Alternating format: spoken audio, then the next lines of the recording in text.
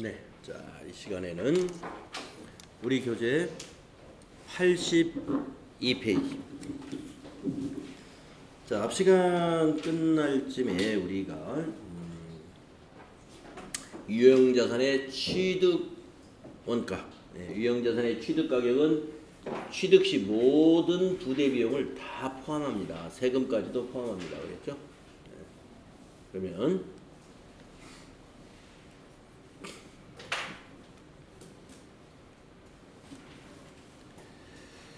이번에는 유형자산 취득 후에 지출되는 비용에 대해서 얘기를 해보겠습니다. 유형자산 취득 후에 지출되는 비용은 두 가지 유형으로 분류를 합니다. 하나는 자본적 지출, 하나는 수익적 지출, 이렇게 두 가지로 분류를 합니다. 자본적 지출이라는 것은 우리가 유형자산에 어떤 비용을 지출해 가지고 내용 연수를 증가시킨다든가, 여기서 말하는 내용 연수는 사용 기간을 말합니다. 사용 기간. 그러니까 애정이죠. 어디까지나 추정.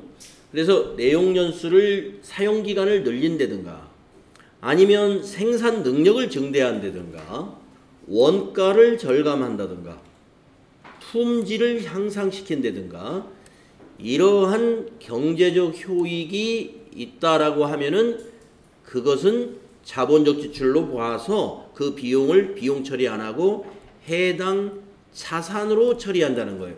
자산. 자본적 지출은 자산 처리한다는 뜻입니다. 네. 그러면 어떤 것들이냐? 여기 이제 자본적 지출의 예가 나와 있는데, 건물에다가 에스컬레이터를 설치했다. 네.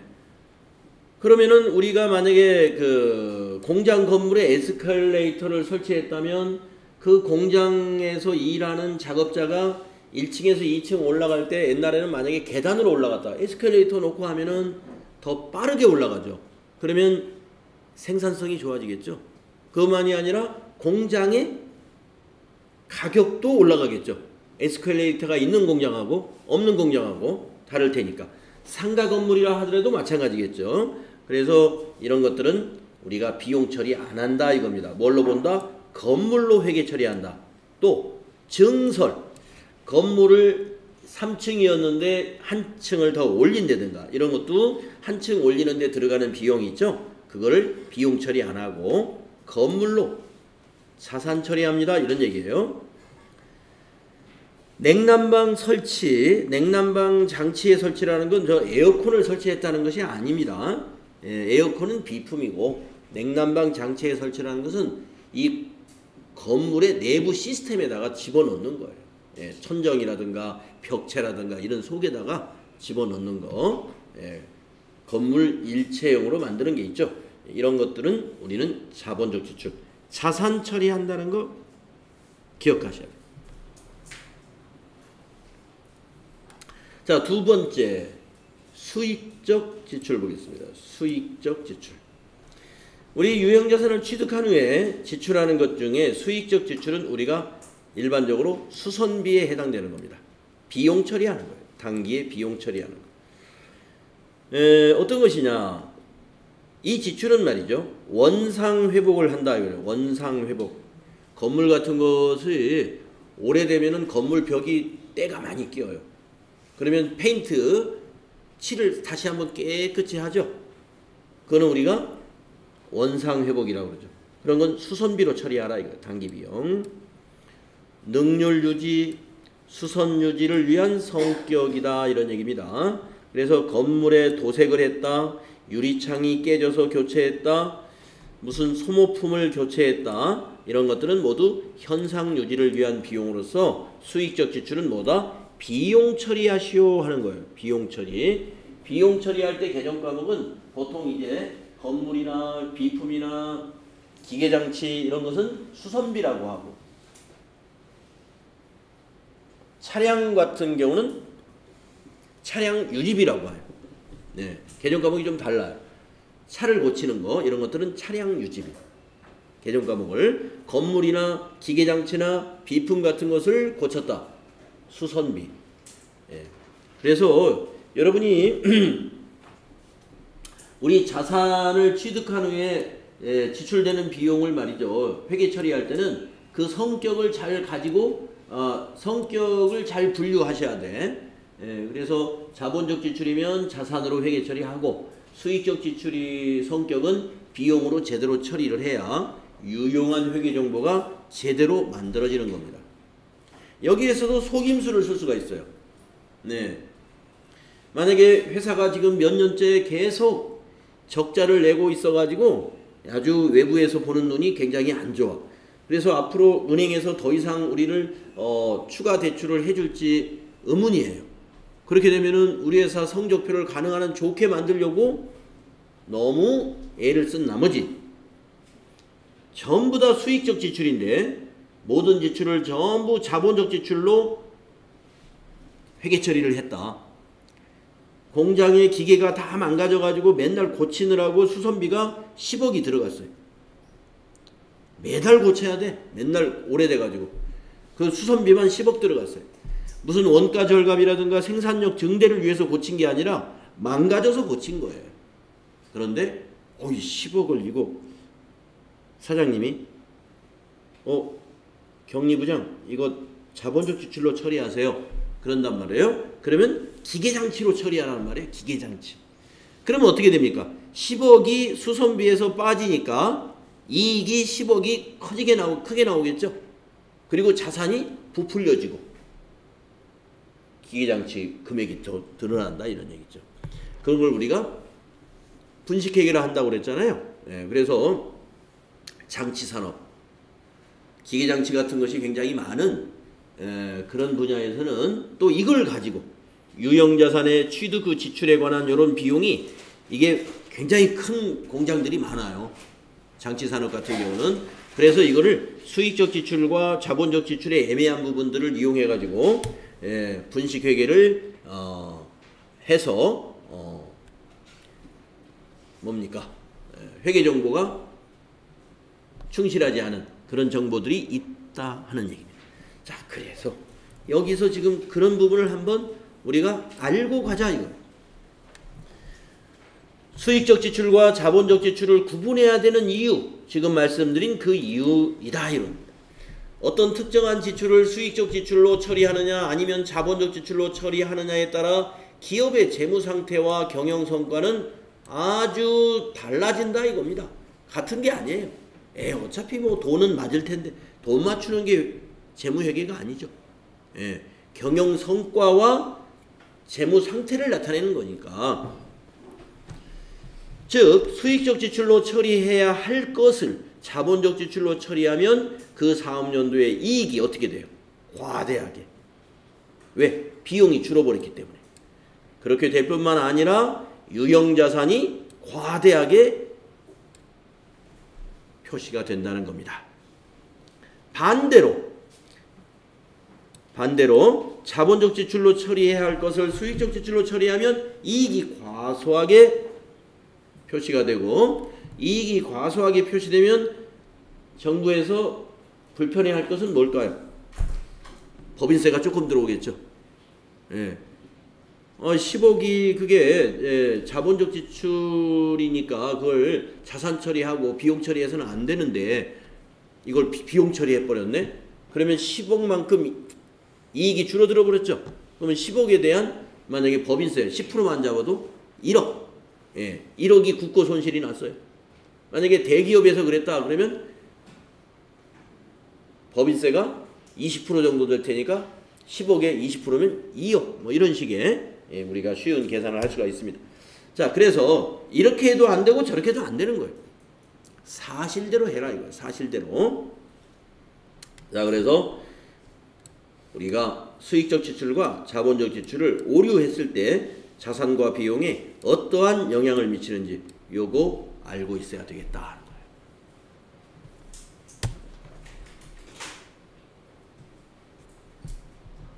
이거 아주 중요합니다.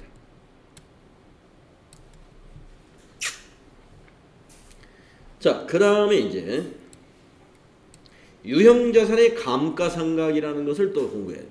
네. 자, 유형자산에서 문제가 많이 나올 수밖에 없겠죠.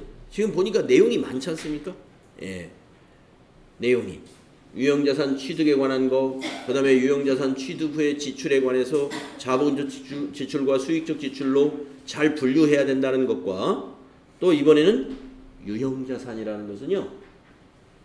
유형자산의 취득 원가를 감가상각이라는 방법으로 나누어서 원가에 반영해요. 나누어서.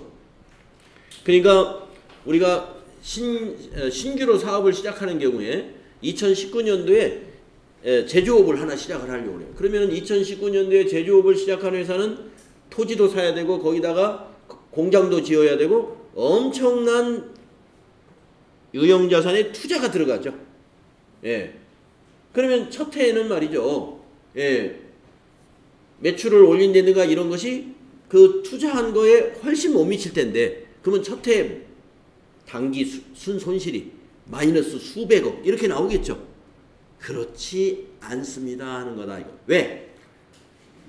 초기에 투자했던 모든 유형자산의 그런 투자 원가는 단기의 비용으로 다 처리하는 것이 아니라 이것을 아까 그 사용기간, 내용연수라는 그 기간으로 나누어서 원가를 배분해줘요. 즉 비용을 배분해요. 네. 왜? 우리 사업은 어떻게 돼요? 우리 재무회계의 회계 전제 조건에 계속기업의 원칙이라는 게 있죠. 계속기업. 우리 기업은 계속 할 거다 이거예요. 기업의 사업은 계속 이어진다. 그런 전제로 우리가 감가상각의 개념을 우리가 알아야 된다는 거예요. 자, 유형자산은 사용하거나 시간의 경과에 따라 물리적으로나 경제적으로 그 가치가 점차 감소되는데 이를 감가라고 하며 이러한 현상을 측정하여 유형자산의 사용기간 동안 비용으로 배분하는 것. 예, 이게 중요해요. 감가상각이 뭐냐 하면은 여러분은 이렇게 설명해야 돼요. 감가상각이 뭡니까? 유형자산을 사용기간 동안 비용으로 배분하는 절차를 감가상각이라고 하는 거다.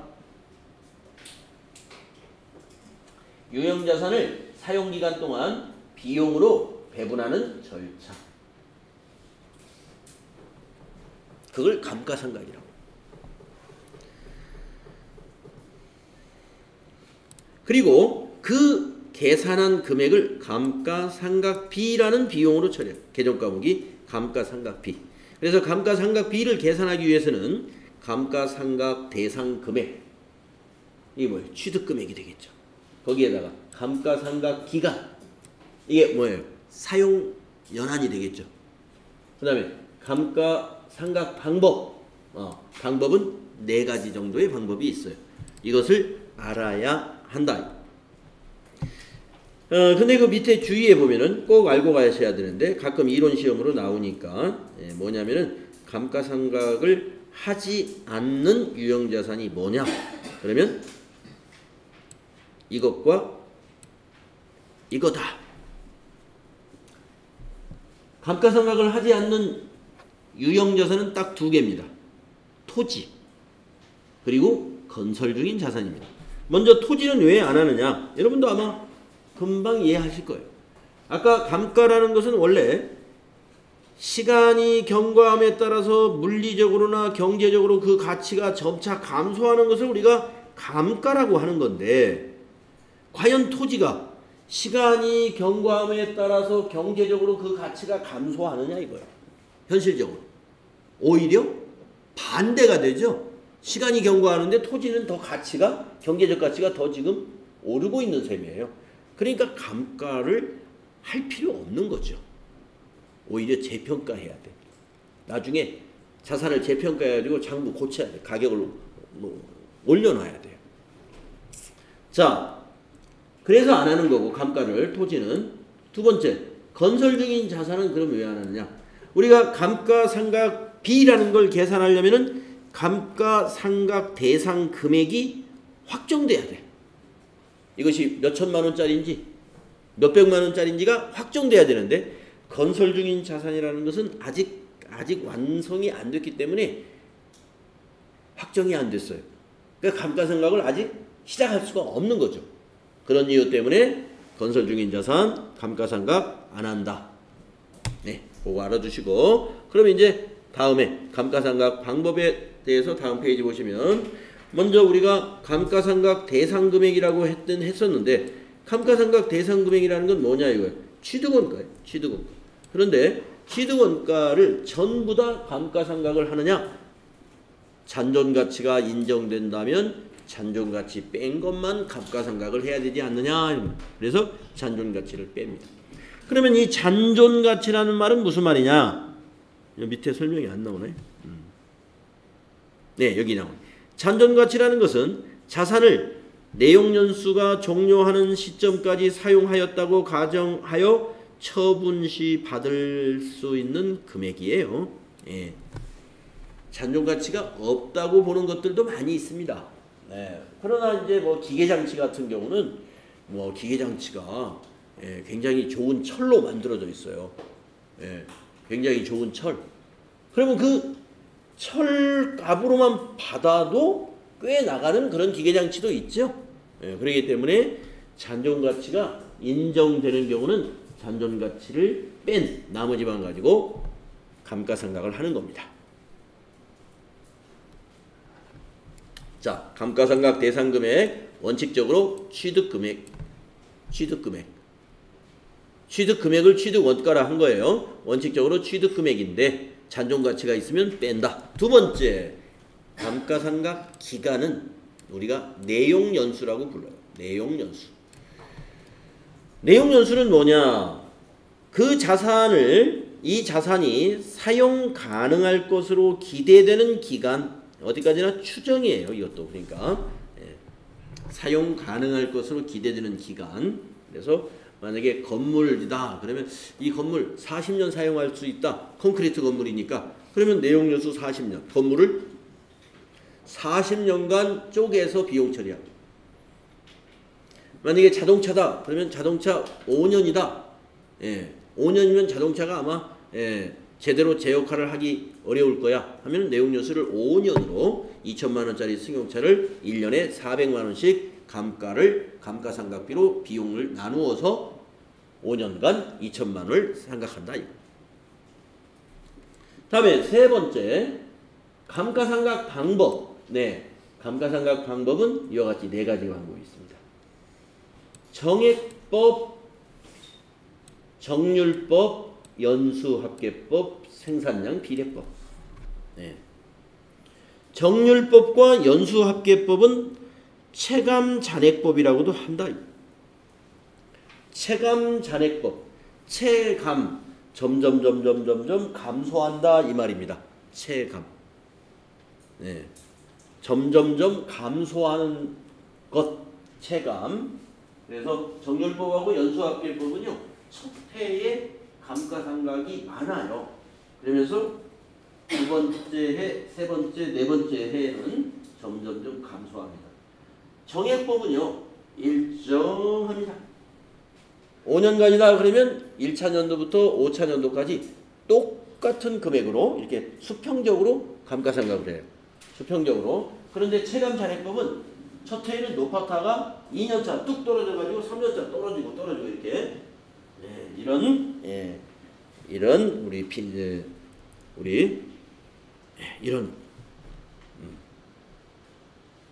이게 Y축 이게 X축이라고 한다면 우리가 X축을 기간, 여기가 기간이고 Y축이 금액이라고 한다면 그래프가 이런 모양이 나올 수 있다 이겁니다. 체감잔액법은 이렇게 이런 모양을 보이는 거. 이게 두 가지가 있어요. 정률법과 연수합계법을 체감잔액법이라고 합니다.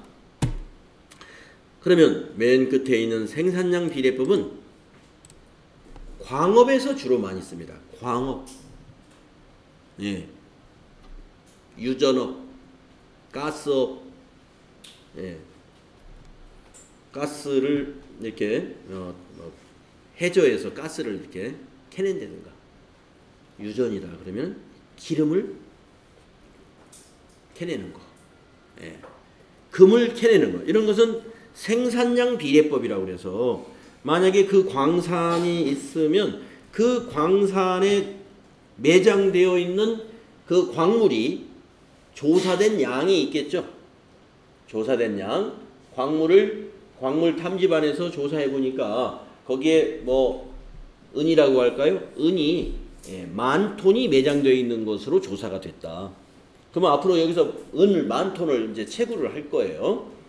그러면 첫 해에 100톤 생산했다. 그러면 첫 해에는 10,000분의 100만큼만 그 광산에 투입된 유형자산들, 뭐 트럭이라든가 거기에 무슨 굴착 장비라든가 이런 장비에 대한 감가상각을 첫 해에는 10,000분의 100만 하겠다. 두 번째에는 500톤을 만약에 생산했다. 그럼 10,000분의 500. 세 번째에는 300톤. 그럼 10,000분의 300. 이런 식으로 해서 생산량 비례적으로 감가상각을 한다 이거예요. 생산량 비례법. 광업에서만 그런 방법을 쓴다 이거. 자, 이 중에서 정액법과 정률법은 다음과 같다. 정액법, 정률법은 시험에서 많이 나옵니다. 많이 나와요.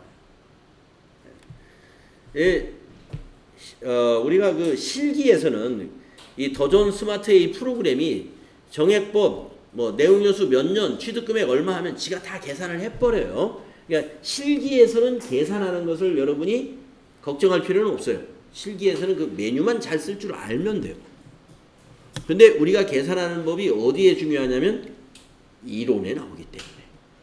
이론에. 그래서 정액법, 정률법, 계산 공식 알아보고 뒤에 문제도 아마 나올 겁니다. 자, 그래서 이론에서 나올 수 있습니다. 이거. 자, 감가상각 대상금액을 내용 연수 동안 균등하게 배분하는 것을 우리가 정액법이라 하는데 정액법의 계산 공식은 이렇게 된다. 감가상각 대상금액 곱하기 내용연수분의 1 나누기 내용연수 해도 돼요. 곱하기 내용연수분의 1이나 나누기 내용연수나 똑같습니다. 가장 계산이 쉬워요. 그러니까 감가상각 대상금액이다 그러면 취득원가에서 잔존가치를 뺀 거라고 그랬죠. 잔존가치 없으면 그냥 취득원가 자체가 감가상각 대상금액이 되는 겁니다. 거기에다가 내용연수가 5년이면 나누기 5 하면 돼요. 곱하기로 한다 그러면 곱하기 내용연수분의 1. 그 다음에 정률법 보겠습니다. 정률법이 조금 복잡한 것이 해마다 다르기 때문에 정액법은 한 번 계산을 해놔가지고 200이다 라고 하면 매년 200만원씩 감가상각 하면 돼요. 그런데 정률법은 첫 해에 200이라고 그러면 두 번째에는 또 200이냐? 안 그래요. 뚝 떨어져요. 왜? 계산 공식을 보시면 압니다. 자, 정률법의 계산 방식은 이렇게 됩니다. 기초의 미상각 잔액에서 매기 일정한 유를 곱하여 계산한다. 선생님, 일정한 유를 곱하는데 왜 금액이 달라지죠? 매기, 미상각 잔액이 다르기 때문에. 앞에가 달라요. 미상각 잔액이라는 게 달라집니다. 그렇기 때문에 일정률을 곱하도 금액이 점점점 작아지게 되겠습니다. 정률법을 적용하면 감가상각비를 초기에는 많이 인식하고 후기에는 갈수록 적게 인식하게 된다. 그래서 아까 체감 잔액법을 여러분 얘기해 드린 거예요. 자, 계산 공식 잘 알아두세요. 미상각 잔액을 어떻게 계산하느냐? 취득원가에서 감가상각 누계액이라는 걸 뺀다 이겁니다. 감가상각 누계액이라는 건 뭐냐면은 앞에서 감가상각한 금액들을 빼준다 이거예요. 그러면 1차 년도에 200만 원을 감가상각했다면은 취득원가가 2천만 원이다. 그러면 2차 년도에는 1차 년도에는 취득원가 빼기 감가상각 누계액이 1차 년도에는 없죠. 없으니까 취득원가 2천만 원 빼기 0 곱하기 정률 40%라고 해볼까요? 그러면 4, 2, 8 첫 해에는 800만 원.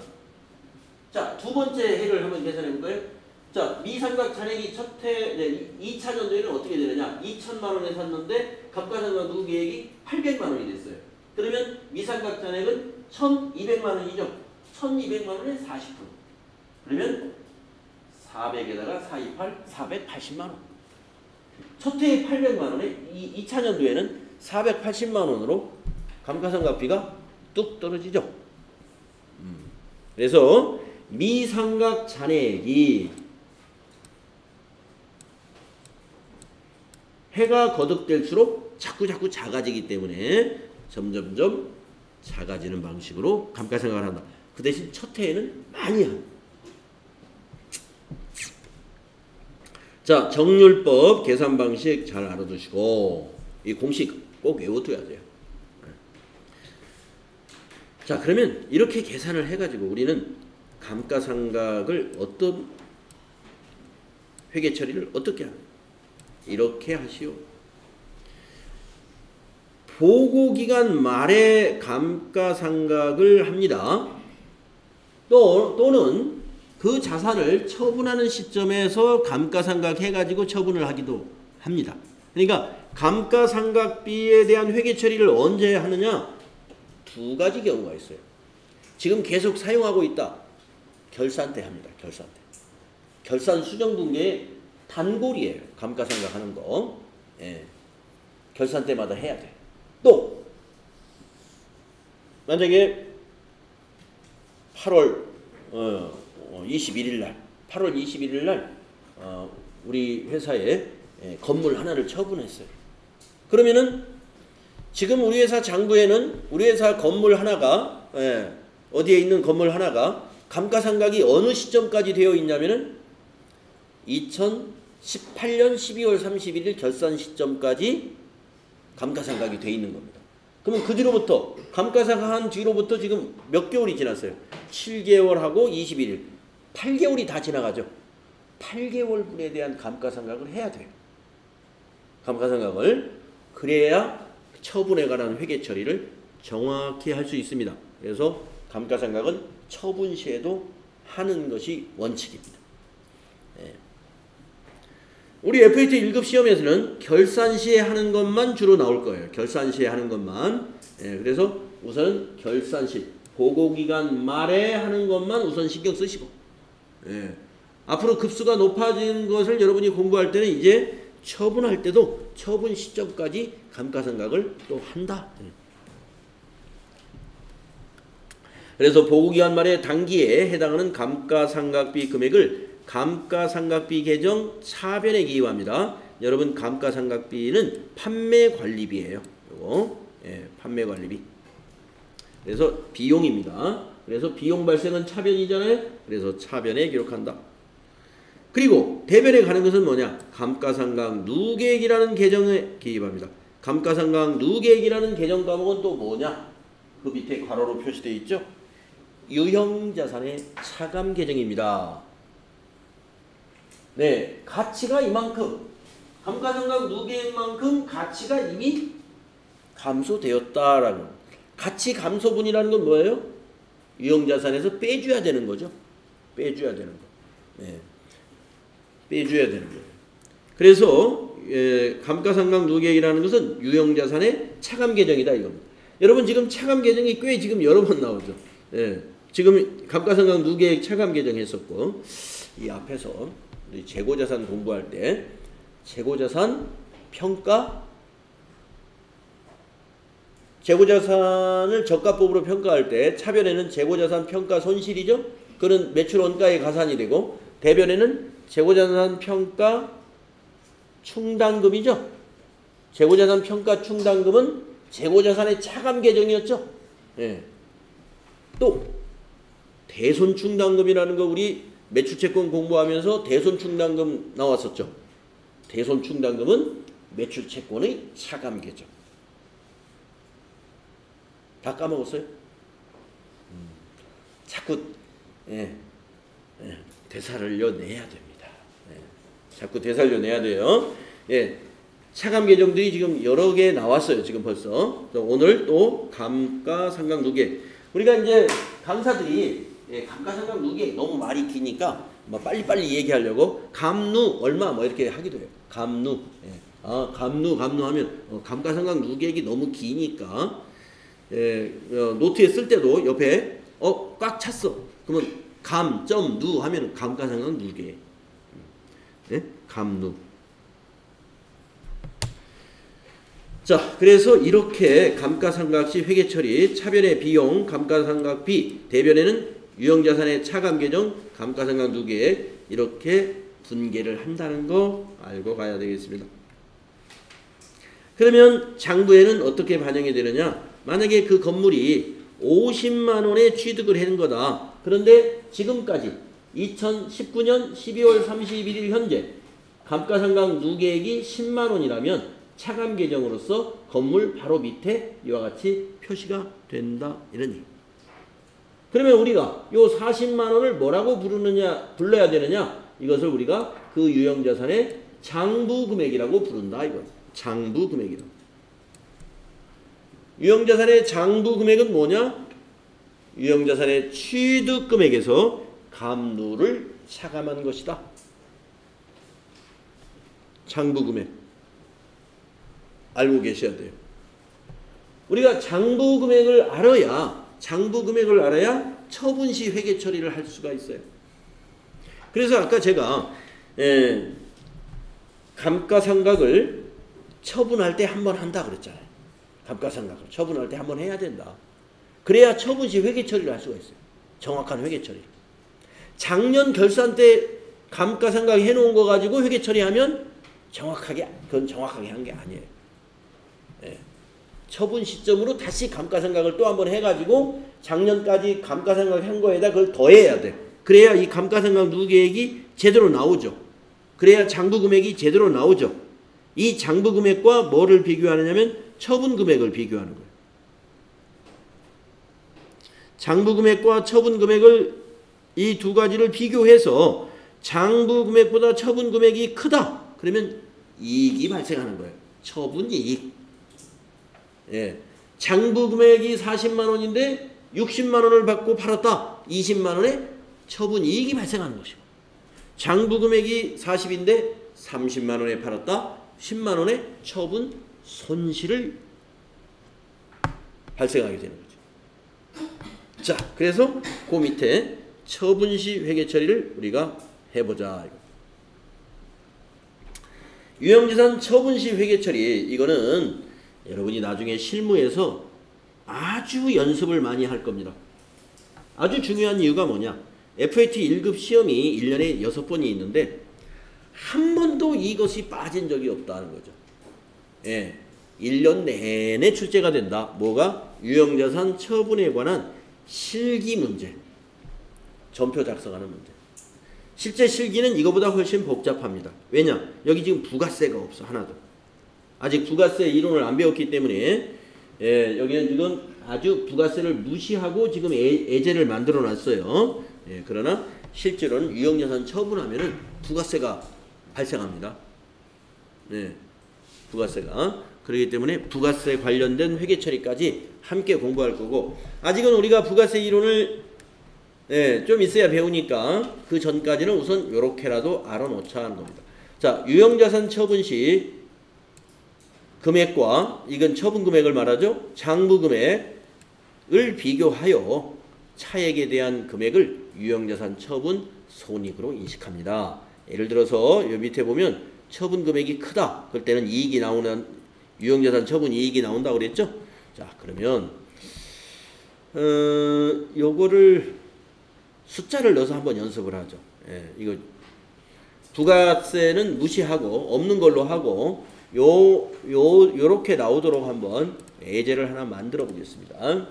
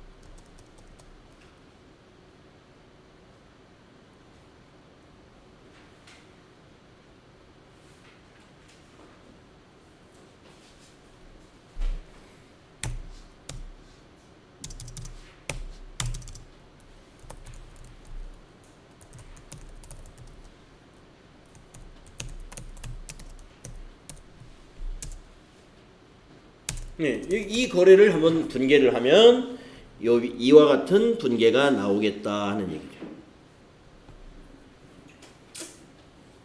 사용 중인 화물차를 600만 원에 현금으로 매각했습니다. 근데 이 화물차는 2천만 원에 취득을 한 화물차고 매각 직전까지 감가상각 누계액은 1,500만 원이래요. 매각 시점까지 감가상각 누계액이 1,500. 자, 그러면 한번 회계 처리를 한번 해보겠습니다. 요걸 그대로 이용할 수가 있어요. 네. 자, 차변에 현금이 얼마 들어왔을까요?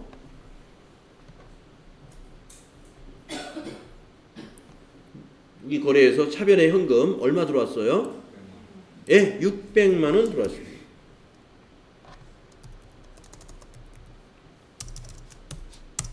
600만 원 들어옵니다. 자, 대변에 이 600이 왜 들어왔느냐면은 화물차는 우리가 개정 과목이 차량 운반구라는 유형자산 개정 과목을 쓰거든요. 그래서 차량 운반구를 이제 털어내야 됩니다.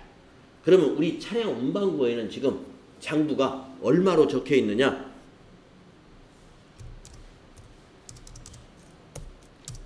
2천만 원짜리로 돼 있어요. 선생님 아까 감가상각 한 거 빼야 된다고. 그거는 거기서 말하는 장부 금액은 감가상각, 자, 차량 운반구에는 2천만 원 돼 있고 감가상각 누계액이 1,500이 따로 돼. 개정 과목이 달라. 아시겠죠? 여러분 어떤 사람은 차량 운반구 하고 요거 1,500 빼고 여기다 500만 원 이렇게 직접 쓰면 무조건 틀려요. 자, 선생님 왜 여기 2천만 원을 기록해야죠? 아까 말씀드렸죠? 자, 차량 운반구를 취득했다 그러면 우리 차를 살 때 어떻게 해요? 현금으로 현금 2천만 원을 주고 차를 샀다 그러면 차변에 차량 운반구 2천만 원, 대변에 현금 2천만 원. 이렇게 회계 처리를 해 놓잖아요. 그리고 그걸 지금 계속 쓰고 있는 거예요.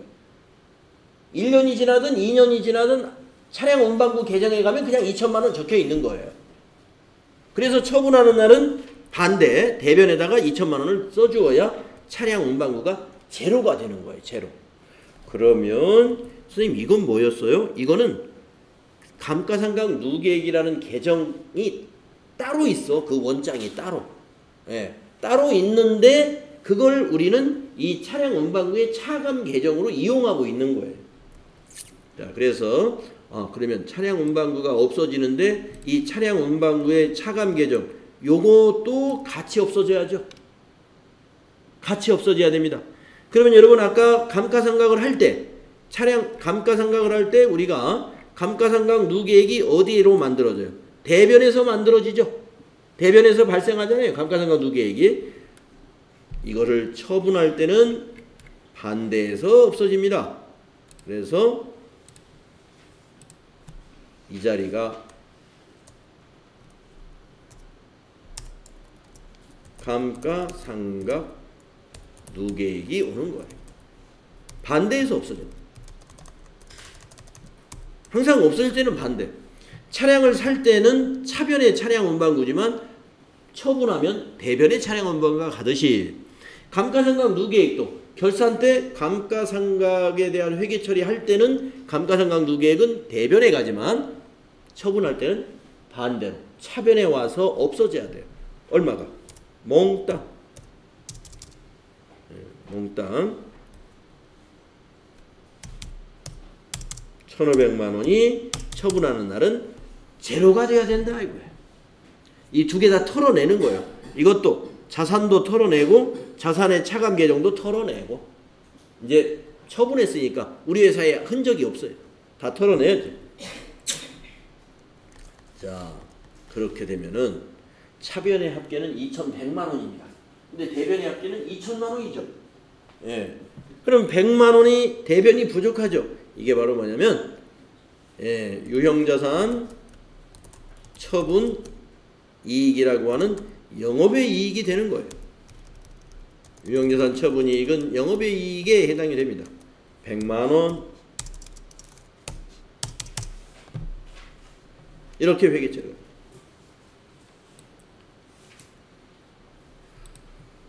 그러면 이렇게 한번 검증을 한번 해보겠습니다. 무슨 검증이냐? 유형자산 처분이익은 어떻게 구해졌을까? 처분 금액에서 장부 금액을 빼면 처분이익이 나오는 거야. 그러면 정말 그렇게 나왔을까? 자, 유형자산 처분이익이 100만 원이랍니다. 이 문제에서 100만 원. 그럼 100만 원은 처분 금액 600에 처분했죠. 600만 원 빼기 장부 금액. 장부 금액이란 어떻게 구한다고요? 취득 금액 2천만 원에서 감가상각 누계액 1,500만 원. 감누를 빼는 거예요. 예. 그러니까 장부 금액이라는 것은 여러분 알아두세요. 취득 금액에서 감누를 빼는 거다. 2천만 원에서 1,500을 뺀 게 장부 금액이에요. 따라서 600만 원에서 500만 원 빼니까 100만 원. 맞죠? 그래서 이게 서로 딱딱 맞아야 돼.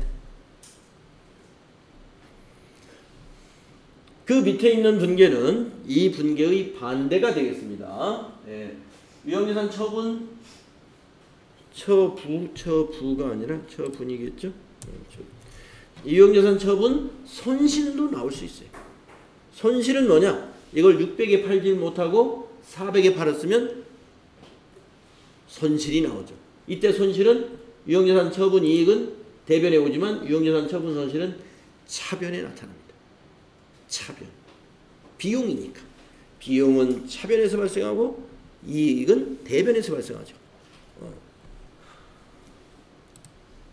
그래서 여러분이 여기 지금 부가가치세가 빠져 있잖아요. 빠져 있는데도 차변 2개, 대변 2개잖아요. 그럼 부가가치세 하나 들어가면 3개. 예? 파니까 부가세 예수금이 되니까 대변에 3개, 차변에 2개. 그래서 아주 복잡합니다. 네. 아주 복잡해요. 그래서 이런 복잡한 분계 가능하셔야 된다. 많은 연습을 해야 돼요. 그런데 뭐 나중에 실기 때 많이 할 거고요. 우선 요 단계에서는 요 정도 여러분 알아두시면 되겠습니다. 네, 그래서 장부 금액보다 낮은 금액으로 처분하면 요거죠. 유형자산 처분 손실이 차변에 왔고요. 이거는 이렇게 된 경우니까 유형자산 처분이익이 대변에 갔다. 이런 얘기죠. 위치는 똑같아. 네, 여기는. 다른 거는 위치가 똑같다. 그래서 유형자산 처분까지 우리가 마쳤습니다. 유형자산 처분까지. 유형자산에서 문제가 아주 많이 나옵니다. 네. 자, 그러면 10분간 쉬었다가 다음 시간에 무형자산 공부하도록 하겠습니다.